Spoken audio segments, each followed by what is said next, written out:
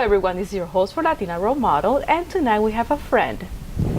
Alexandra Ferrer. Alexandra, we go back a couple months ago. We have a mutual friend. He introduced us, and we got in love to each other after that. You know, great energy, Alexandra, young woman. So tonight's about you, girl. Tell me about the Dominican mom and the Puerto Rican dad. That makes you look like an American. Yeah, exactly. Un matrimonio feliz también. Is it? Yes. Go ahead.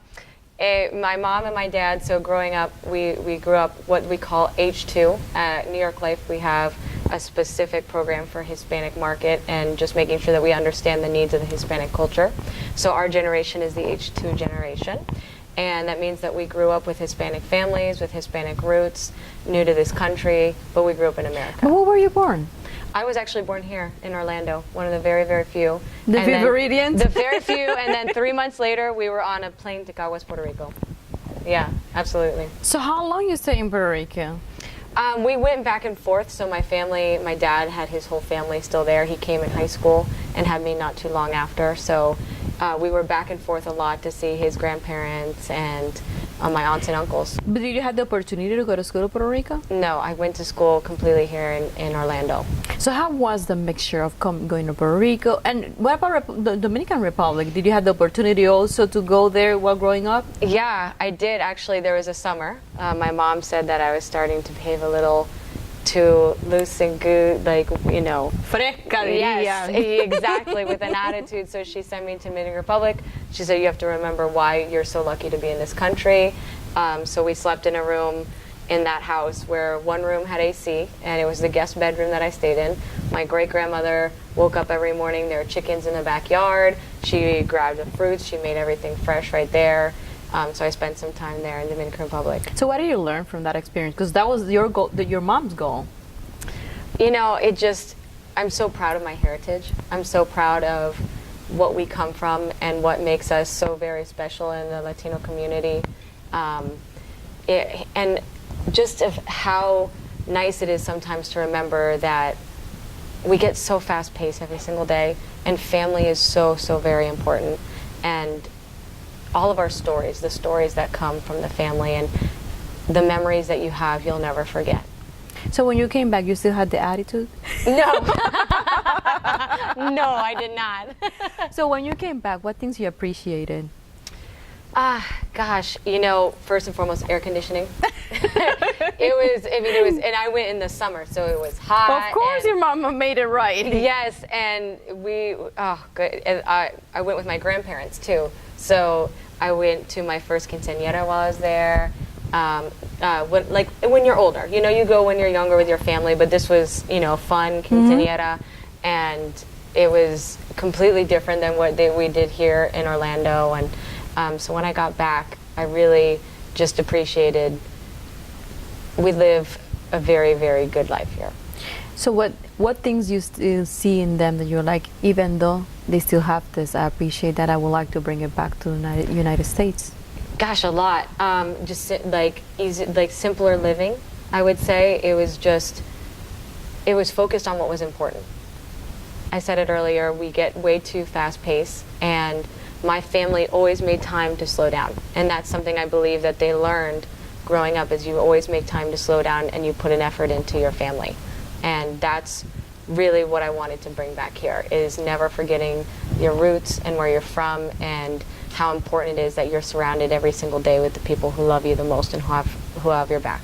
What is interesting that you are not thinking about this fresh from the start. That's what you said, and then nutrition plays an important role in your life. Yes, yeah. So those roots of seeing your great grandma making things fresh from the start, it really created an impact on you. Yeah.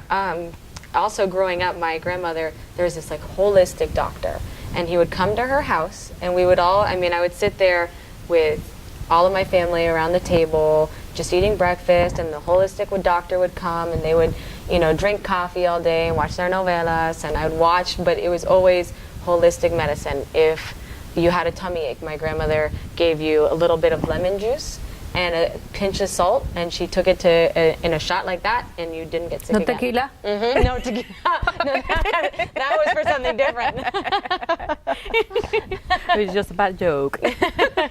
So, but though, you know, when you can trace it, your roots about your passion for nutrition. So tell me about your education. So Here in Florida. Here in Florida, All Florida. I stayed close to take care of my family. So my mom was a single mom, and when I was going to college, she was still working every day. So I stayed to help out with my sister, walk her to school every single day, make sure that she had. So you're the oldest. I'm the oldest. Yes, I'm the oldest of 6 kids. So you play an important role in the life of your sister. Absolutely, yeah. I helped her get ready every single day. I got to walk her to school. And that's when I really found the hot spot for me is child nutrition. So anything having to do with children, I think that in those formative years, it's so important that they get a proper diet, and it really helps them with the way they develop, because your cells are replicating very fast when you're younger. They're trying to obviously grow you. That's why kids have growing pains, and I believe that if we give a lot of processed food early on, it can alter the replication of the cells, which will then lead to just small difficulties later on in life in diseases that we see that are more common today. Where this passion is coming from? Just always being mommy number 2 in the house. So the role that you played in your house is, and then your grandma, all Yes, this is all coming of it. together. All So of you it went comes to to school here to go for nutrition. Yes. What was your goal? Gosh, Because you're kind of far from there in a sense. I am. Because you're super healthy. I am, yeah, no. I started off with microbiology. I have 2 different colored eyes, so I've always been fascinated with Which genetics. is lovely. Lovely. you. I love that about you. It's so unique. Thank you, yeah. How many people in a million are? It's 1% of the population. Of the whole entire population? Yeah, it's a genetic mutation, so it's not passed along, but it actually has already occurred 2 times in my family. My great aunt has it as well. So I studied that for a while. I wrote a paper for NASA. Thought I was going to college to be a microbiologist, and then stumbled into a nutrition class, fell in love. So before you continue with the nutrition, what was the conclusion of the study of the 2-color eye? So your the genes that control your eyes are actually located in 8 different chromosomes. So it's very difficult to track. Right now, gene editing is very popular, and it's becoming more and more popular because how much more we know. Even as shortly back as 7 years ago, we didn't understand as much as we do about the human genome. So with the limited knowledge that we did have at that time on how you could track eye color, I came to the conclusion that it's a very strong likelihood it's a genetic mosaic. So if you've ever seen a mosaic piece of art, like we did when we were at the museum together, essentially it's a bunch of different pieces of glass put in, and your genes are the same way. So if you've ever seen someone with a discoloration on their skin, that's a genetic mosaic, where certain genes are turned on and certain genes are turned off in different So areas. you're telling me you're unique again. So unique. So from nutrition, tell me about what is it that you're doing right now, that you're excelling at what you do, and what makes you that that you're excelling, that you are so good at it. I think it's passion. When I talk to people on a daily basis as a partner, my job is to hire new individuals, and when I talk to them, I really emphasize how important it is for them to be passionate about what they do. So tell me what you do. I'm a partner at New York Life, so my job is to hire and develop future financial professionals. How do you end up there? Because from nutrition, how'd someone end up in I think it's probably kind of opposite. Nutrition, finances. I think it takes the same kind of person, so very type A kind of person, to love both, but I actually was always very good with budgeting and my money. So when I was the ripe age of 19, I approached a financial advisor at New York Life named Contra Rosales, and I told her I wanted to start planning for my future. And she looked at me like I was purple and had 6 different heads and said, okay, well, what do you want to do? And I said, I don't know, I have this much money per month. What can you do? And I was so tough on her. I made her come back and forth and explain to me everything, but I appreciated the way that she treated me. What was your concern at that point, so early in life? Retirement. I had already started my 401k when I turned 18 years old because my grandfather looked at me and when I was about 15, and he said, when you become 18, you need to open a 401k. And so when I became 18, yeah, I opened okay, a that's what I 401k. need to All right, do. Okay, that's what No I need questions. to do. And I actually had the extra money every single month because rewinding back into, I was 18. I was driving my car to work one day. I started accelerating and my car was decelerating and RPM's going up. I'm looking at, oh no, what's going on? So I call my uncle crying, my car's going and it's not. And he's like, sounds like the transmission, I'm coming to get you. So we get the diagnosis, $3,000 to fix the transmission. And my mom says, don't worry, I'll give you a loan. A loan? She's like, yeah, 0 interest. It's the best loan you're ever going to get. I'm like, okay, thanks. Yeah, I guess, all right. And so when I finished paying her back, and I loved finished paying her back, like I could spend this money on a new shirt every single month, or I could just put it away. Like I don't even really notice it. So that's what led me to have the money to approach her. And she looked at me, she's like, you have to interview at New York Life. And I said, no. No, I won't. She said, yeah, no, you have to. And I'm like, okay, I'll interview.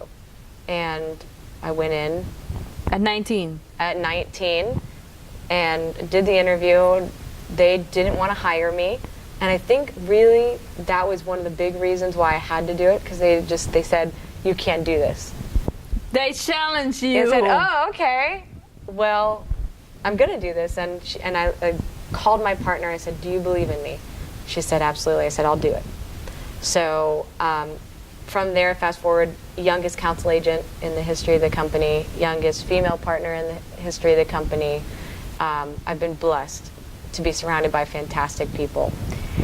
We're kind of running out of time. However, I wanted you to talk a little bit about the nonprofit that you're involved in, the event that you're coming in December. Yeah, so Girls on the Run is really close to my heart. Because you're a runner. I'm a runner, and I can relate to what it's like to grow up as a girl and have all the insecurities in your head, and body image and balance and diet and what's right for me and what's not. And what I love is that Girls on the Run really addresses that.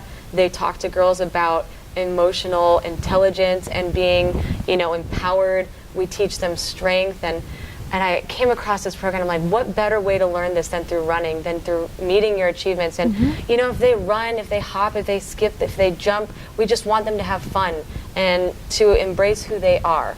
So they start a training program in the fall, and the big finale of this training program is a 5K. They set themselves up to complete a 5K. Okay. And we do that actually at the UCF campus to also encourage them, to get a higher education. What would be a good number for someone to contact you? So a great number is my cell, 321-331-8288. For these women that are looking at you and they don't know your age, say your age, come on. I'm 24. 24, and she's rocking the planet with New York Life. What would be your advice, and that would be your last words? Be relentless in everything you do, and surround yourself with good people.